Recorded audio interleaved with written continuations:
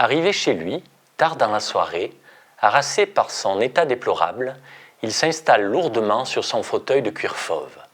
Face à lui, posé sur le secrétaire en bois de noyer, l'icône de Dimitri centralise son regard. En effet, quelques mois après avoir fait la connaissance de Nastia, il voulut approcher ce grand jeune homme aux cheveux clairs qui lui avait permis de se rendre en Russie le jour de la grève. Il l'invita au restaurant et ils philosophèrent sur l'avenir du peuple slave. Peu de temps après, Dimitri le logea chez lui pour le temps d'un week-end afin de lui faire partager sa passion. Le soir, après le travail, il se met à peindre des morceaux de bois de bouleau qu'il a lui-même polis. Il pose son pinceau avec ferveur pour former des visages tranquilles qui transmettent une sérénité impérissable à tous ceux qui les contemplent. Il fit l'offrande d'un de ses trésors à ce Français de Provence devenu son ami. L'envie d'écrire m'est venue un petit peu au départ par obligation parce que j'ai un travail de thérapeute et j'ai pas le temps en consultation d'expliquer tout ce que je voudrais dire. Donc les livres sont un bon moyen pour aborder certains sujets que je ne pouvais pas développer dans le cadre de mes activités en cabinet. Donc c'était des livres sur l'hygiène, la nutrition, et à force d'écrire plusieurs livres, je me suis passionné par l'écriture et je me suis mis au roman ou à la philosophie parce que je pense qu'à partir d'un roman, on peut, si on travaille la force des mots, faire passer un message plus profond qui va petit à petit buriner l'être et petit à petit le faire changer aussi. Je pense que la formation de thérapeute m'a beaucoup aidé dans l'écriture. C'est une suite logique pour la simple raison, c'est que j'aime soigner l'individu dans sa globalité. L'homme est un tout. Et quand on reçoit un patient, on essaie d'abord de soigner son terrain organique qui prédispose à une pathologie.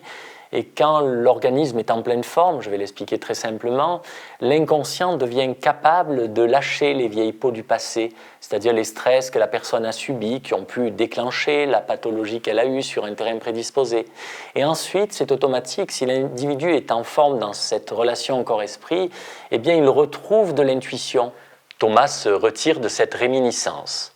À côté de l'objet sacré, le vase en verre soufflé de Murano contient une belle rose rouge, encore en bouton. Il se met à prier. « Pardonne-nous nos offenses comme nous pardonnons à ceux qui nous ont offensés. » Thomas se lève, rassasié. Il vient de brûler ses mauvaises pensées. Il penche un peu sa tête pour sentir le parfum que la fleur lui offre. La rose vient de déplier une à une ses pétales pendant qu'il méditait. Il la contemple. Elle ne ressemble pas aux autres roses. En se donnant au monde, chaque pétale de cette magnifique fleur s'est déployé avec un délicat mouvement de torsion pour former un cœur.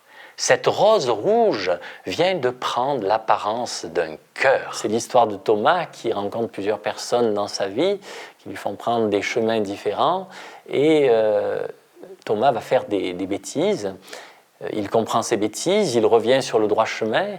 Et je pense que la vie est faite de chemins qu'on ne prend pas parce que les gens ont du mal à avoir de l'intuition. Et l'intuition passe avant tout par des organes des sens développés. Les organes des sens, ça sert avant tout à jouir de la vie, dans le plein sens du terme, déguster avec un bon palais, une bonne préparation culinaire, avec de bons yeux aiguisés, regarder un beau paysage, en même temps écouter une bonne musique, avec son ouïe, etc. Donc la jouissance de la vie. Et en même temps, grâce à ça, on va développer de l'intuition qui nous permet d'avancer sur le chemin de notre destin en prenant ce qui est bon et en rejetant au plus vite ce qui est mauvais.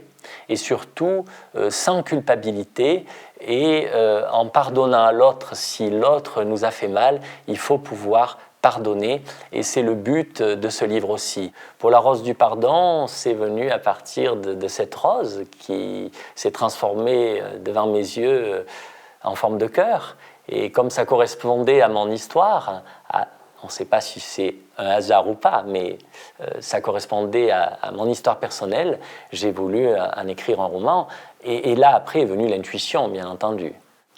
Et le prochain, ça sera un roman, à nouveau, qui part d'ici, dans le cadre des Hautes-Alpes. Donc c'est un jeune qui vit ici, qui est issu d'une famille d'agriculteurs, une famille rurale. Et puis c'est à l'époque de la guerre. Donc il part à la guerre, il est résistant, il subit pas mal d'épreuves dans sa vie. Et puis ensuite, il décide de devenir journaliste. Et il devient journaliste, reporter. Il part dans le monde entier. Et je veux montrer à partir de ça la différence entre les peuples. Nous sommes en Occident très matérialistes, cartésiens. Et je pense que ce comportement nous perd. Alors que si on va à l'extrême-orient, dans Orient, il y a or, il y a la lumière, c'est l'extrême lumière. Ces peuples sont beaucoup plus sensibles que nous et il faut, comme je le disais tout à l'heure, retrouver une sensibilité pour pouvoir avancer aussi dans la vie et oublier ses tracas et aller de l'avant, continuer à être battant et faire changer le monde dans ce sens-là. La montagne qui surplombe le village de Nef est en train de changer de ton. La couronne rocheuse, sertie en son sommet, prend la couleur du sang frais, débordant en contrebas dans la forêt de Mélèze. Le ciel est resté bleu, plutôt sombre, un jour qui s'estompe dans le silence. Il caresse des yeux cette vue magnifique avec une certaine mélancolie. Ce spectacle saisissant le détermine à rentrer au pays. Il travaillait à Paris et dans le monde entier, mais l'heure de sa retraite a sonné. Robert Jourdan vient de décider. Il passera le temps qu'il lui reste à vivre dans la ville de Gap, au sein des Alpes de son enfance.